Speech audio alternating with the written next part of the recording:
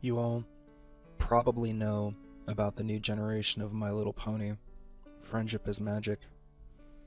It has, for one reason or another, became an overnight sensation. Whether or not you like the show yourself, you have to admit that its success is impressive. However, it raises a question.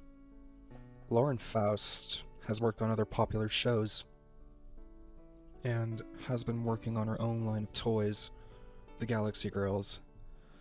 How did she wind up creating the remake of some 80s toy commercial instead of working on her own show ideas? It could be that she's just nostalgic about her childhood My Little Pony toys or something. But even then, what artist wouldn't rather work on their own ideas? I read this news story a few years ago. It was about 6 girls who all went to the same school and died on the same day. January 18th, 1989. A friend of mine from NC sent me the article from a small local paper. I forgot about it until I was watching a few episodes of My Little Pony and realized the main characters were surprisingly similar to the girls who died. I decided to look for that article again.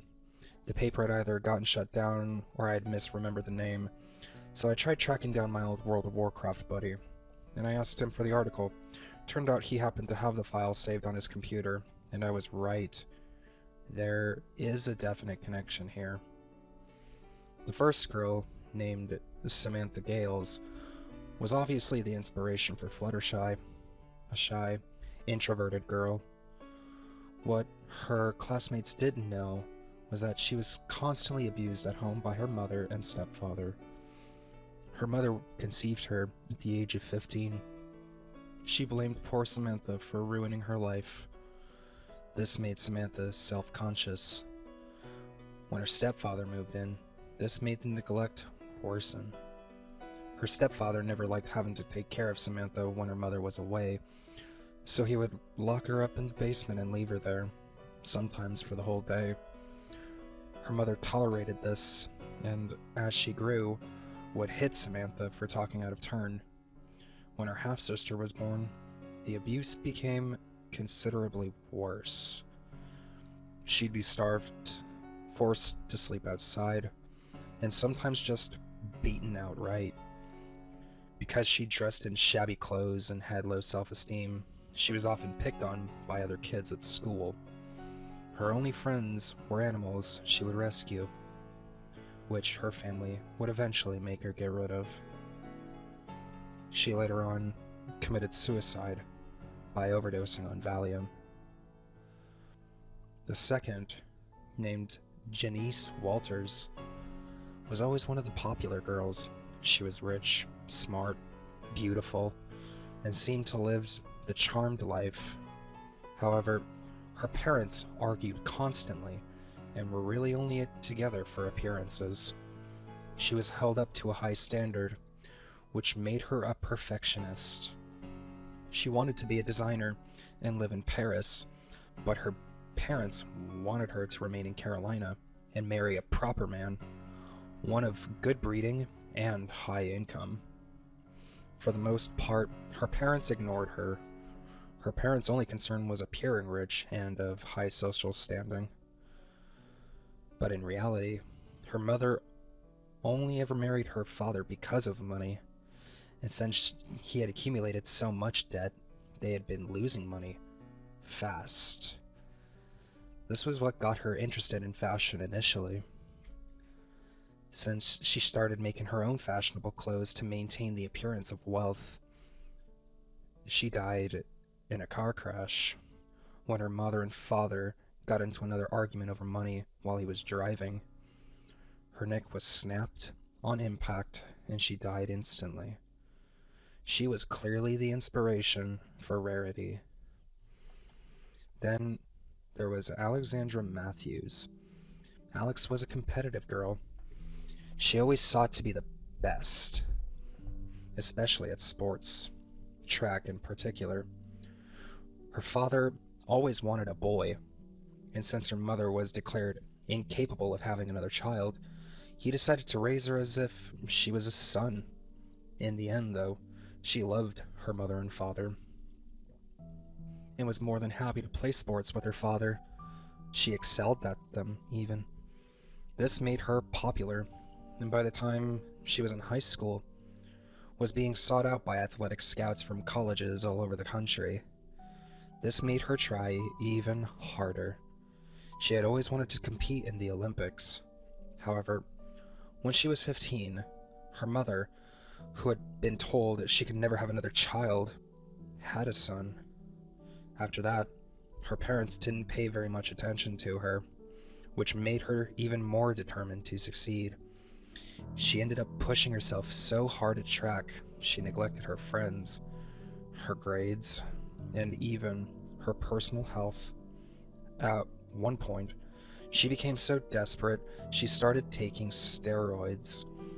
What her and her family did not know was that she had a mild heart condition that the steroids had worsened. Since she was pushing herself so hard physically as well, she ended up collapsing during a match due to a heart complication. She died in the hospital a few days later. In the show, Rainbow Dash seems the most similar. The girl most similar to Applejack, Jamie Sanders, was a farm girl, just like the character based off her. What the show didn't include was that her farm was run down and her family was always struggling with money. She oftentimes worked odd jobs under the table to try to help support her family. She had many brothers and sisters, and she was the second, which meant it was up to her and her older brother to take care of the young'uns. This meant she didn't have enough time to hang out with friends or take any extracurricular activities, or even do her homework on most nights. She had an aunt whom her family from Manhattan was based off, who kept offering to send money to support her mother and father, but they were proud and always refused. That is until her father died from a heart attack in '85. Her mother followed suit shortly after, having killed herself when she couldn't handle the pressure of taking care of all the children. They were taken in by their senile grandmother, who was incapable of truly taking care of them. Jamie herself oftentimes helped out with other families' yard work to keep her family afloat. She died when she fell into a wood chipper. Pinkie Pie's inspiration probably has the saddest story. Katherine Jackson was a foster child and moved from home to home. Her birth father killed her mother and then himself in a fit of rage when she was 5, and she could never quite settle into a good home. Some of the foster families who would take her in were merely interested in the financial support adopting a child would bring in, and would refuse to feed or even clothe her. Even when she was in a nice home with a good family, the old memories still haunted her, breaking her fragile sanity into a million pieces. She would have nightmares of her mother screaming and bleeding, and her father screaming for her, claiming to be after her next. By the time she was in high school, she completely snapped.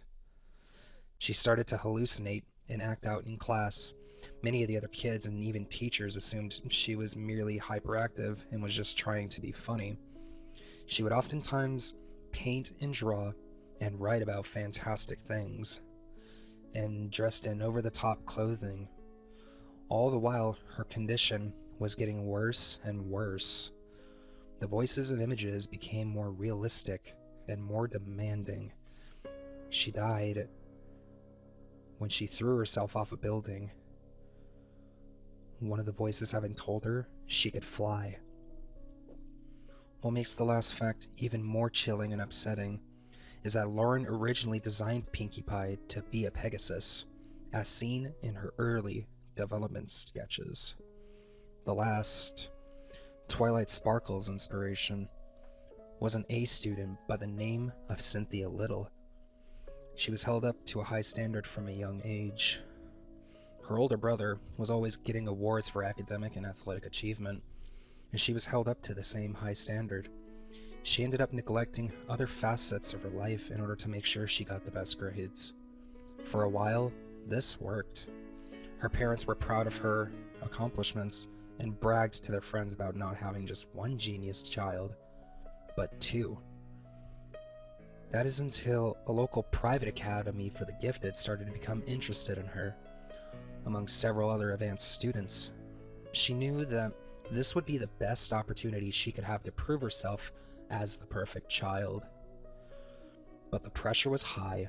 She knew that there would be limited spots for new students, and she knew that there would be a test and an essay required to get in. So she became a little desperate. She studied to the point to where she could hardly eat and never slept.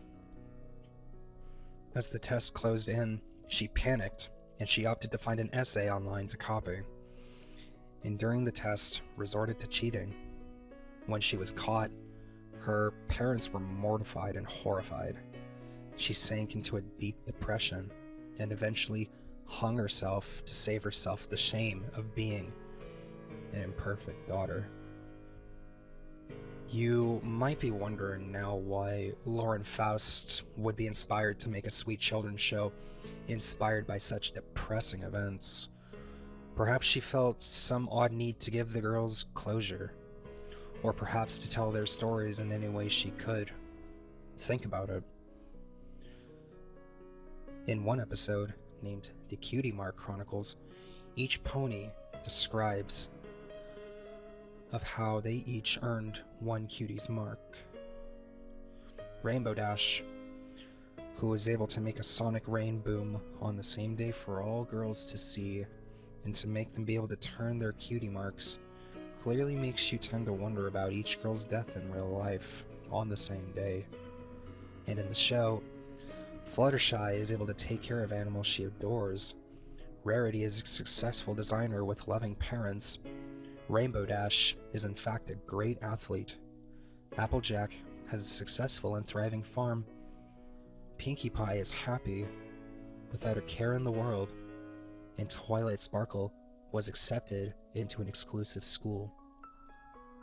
Maybe, just maybe, she wanted to give the spirits of these girls what they always wanted.